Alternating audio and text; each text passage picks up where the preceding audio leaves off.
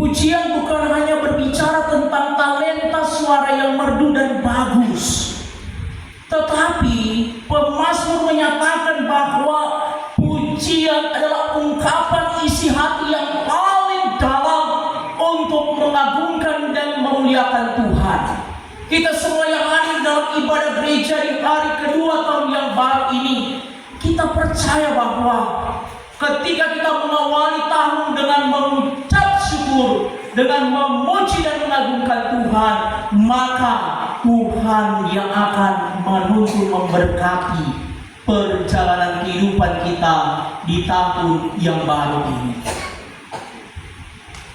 Kata firman Tuhan, Mazmur 96 ayat 3. Ceritakanlah kemuliaannya di antara bangsa-bangsa, dan perbuatan-perbuatannya ajaib di antara suku bangsa. Ini menegaskan bahwa pujian bukan hanya sekedar lagu yang indah, tetapi bagaimana kita menceritakan begitu banyak kebaikan Tuhan yang kita alami di tahun 2025 dan mengawali tahun 2026 dengan menjadi alat kesaksian bagi Tuhan. Memuji Tuhan dalam keadaan senang, berbahagia itu hal yang biasa. Tapi apakah kita dapat memuji, memuliakan Tuhan ketika ada doa yang belum dijawab, ketika masih ada begitu banyak persoalan dalam hidup, bahkan juga ada begitu banyak masalah yang terjadi dalam hidup kita? Apakah kita dapat memuji dan memuliakan Tuhan?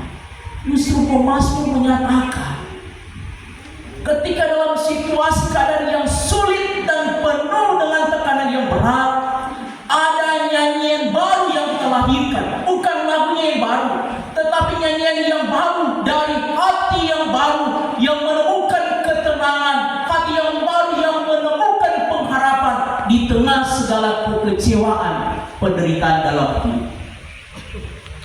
Itu dinyatakan dalam kesaksian kehidupan John Newton, seorang yang hidup dalam dosa. Dikatakan dia seorang pedagang budak, menjual manusia menjadi budak. Tetapi dikatakan ketika dia diperhadapkan dengan ujung kematian, yaitu ketika kapal budak yang ditumpanginya sedang dihantam badai yang besar, di situ ada pertobatan yang sungguh, dan dia melahirkan pujian lagu Amazing Grace tentang bagaimana kasih Allah yang ajaib. Ketika ada seruan pertobatan, maka dia pun diampuni oleh Tuhan, diberikan keselamatan. Lahirlah pertobatan, dia menuangkan itu dalam pujian Amazing Grace. Fanny Crosby lahir dalam keadaan buta, tapi dalam kebutaannya dia melihat Tuhan. Dia menciptakan lagu Ku Berbahagia Yakin Teguh. Bayangkan Bapak Ibu Saudara, lagu pujian Ku Berbahagia Yakin Teguh, tidak ada syair, tidak ada kata-kata yang sedih, tidak ada kata-kata yang menyalahkan keadaan, tidak ada kata-kata yang mengasihani diri sendiri, tapi kata-kata itu menghibur, kata-kata itu menenangkan, bahkan menyenangkan jiwa, padahal dia dalam keadaan buta. Sehingga dari kesaksian-kesaksian lewat lagu yang tercipta ini mengantar kita bahwa ternyata pujian yang kita kumandangkan kepada Tuhan dalam kehidupan ketika mengalami tekanan yang berat, bukan hanya suara kita yang berucap tentang bagaimana pertolongan Tuhan, tetapi suara hati kita pun turut larut dalam setiap ungkapan pujian. Bayangkan dalam segala tekanan kehidupan, kita bernyanyi seperti Fanny Crosby, Ku Berbahagia Yakin Teguh. Kita bernyanyi pujian Amazing Grace, menjadi sebuah tanda penyertaan Tuhan yang luar biasa. Sehingga di dalam kehidupan rumah tangga keluarga yang ada, apakah ketika orang membuka mata di hari yang kedua ini, ada pujian suami istri Ataukah kita hanya menganggap hari kehidupan di hari kedua ini sama seperti hari kemarin atau tahun yang lalu? Karena banyak di antara kita yang berpikir saya masih sehat, saya masih kuat. Seolah-olah kehidupan yang dijalani dianggap sebagai rutinitas. Ketika buka mata, bukannya bersaat teduh memuliakan Tuhan, kita boleh menikmati kehidupan di hari yang baru, tetapi kita sibuk dengan segala rutinitas yang ada.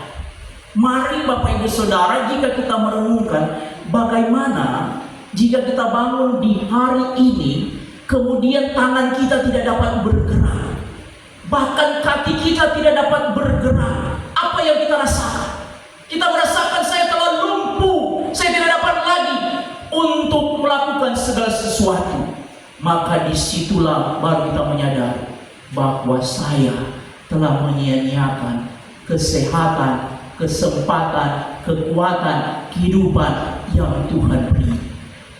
Dan ketika ada dalam keadaan seperti itu, baru ada seruan kepada Tuhan, Tuhan ampuni saya, Tuhan kasihani saya ingin lagi menggunakan tangan ini untuk menjadi berkat bagi orang, saya ingin memakai lagi kaki saya untuk mencari Tuhan dalam ibadah gereja.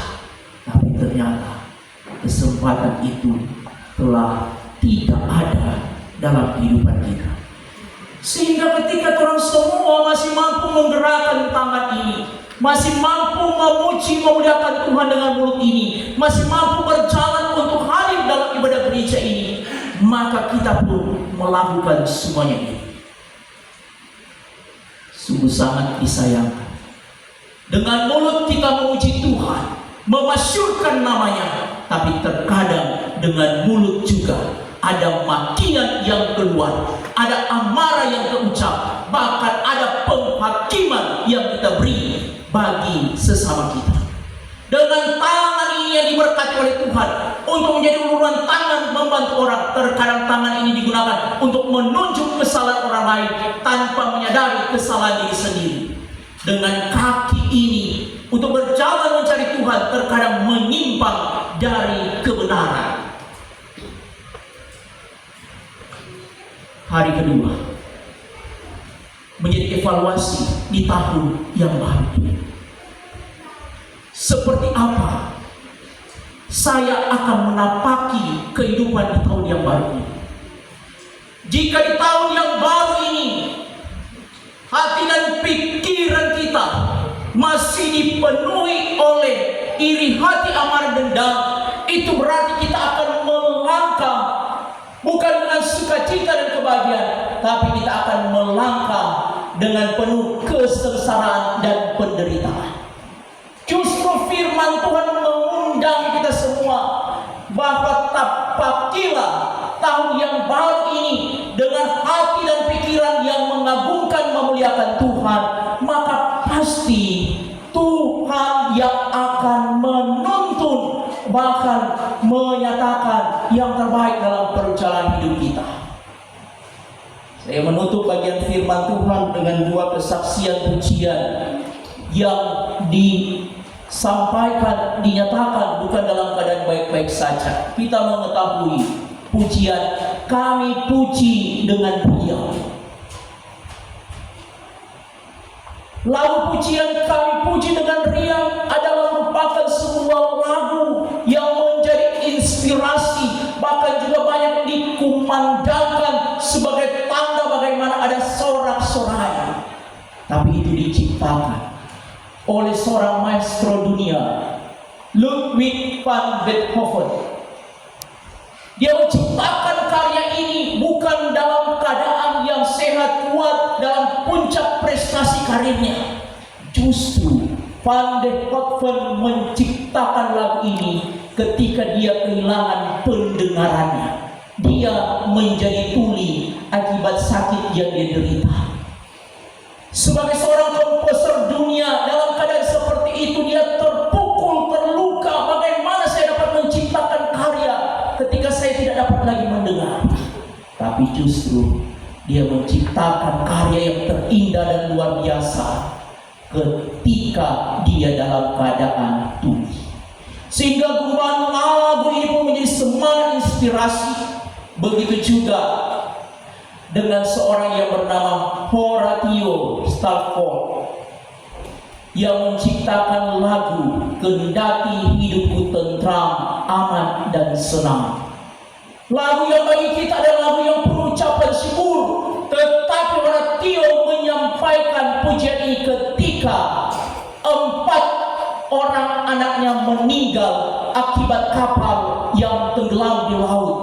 Justru di tengah laut itu, di tengah kegelapan, bahkan juga di tengah kedukacitaan kehilangan 4 orang anak, dia berkata, kendati hidupku tentram, aman dan tenang. Itu berarti bahwa lagu yang diciptakan bukan dari isi hati pikiran secara manusia, tetapi dia mendambakan ketenangan di dalam hidup kehilangan 4 orang anak dengan menyatakan bahwa Tuhanlah sang pemilik kehidupan.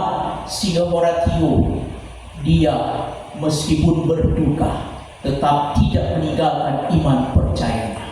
Di saat ini Bapak Ibu Saudara, ketika firman ini kita dengar, kita sampaikan, ternyata ketika orang merasa keadaan hidup kita sulit penuh dengan pergumulan, ada begitu banyak orang yang telah merasakan kesulitan itu, tapi mereka tidak fokus pada masalah pergumulan itu, tapi mereka fokus kepada Allah yang adalah sumber jawaban dari segala masalah pergumulan yang kita alami. Mari kita melangkah dengan penuh keyakinan iman. Manusia hanya mengira-ngira jalan, Tuhan yang menentukan. Tapi bagi orang percaya, Tuhan telah merencanakan rancangan berkat yang terindah dalam kehidupan kita. Jika tahun kemarin berat, tahun 2026 adalah merupakan tahun berkat Tuhan yang Tuhan siapkan di tengah kehidupan kita semua. Tuhan Yesus memberkati firman-Nya, berkati kita semua. Amin.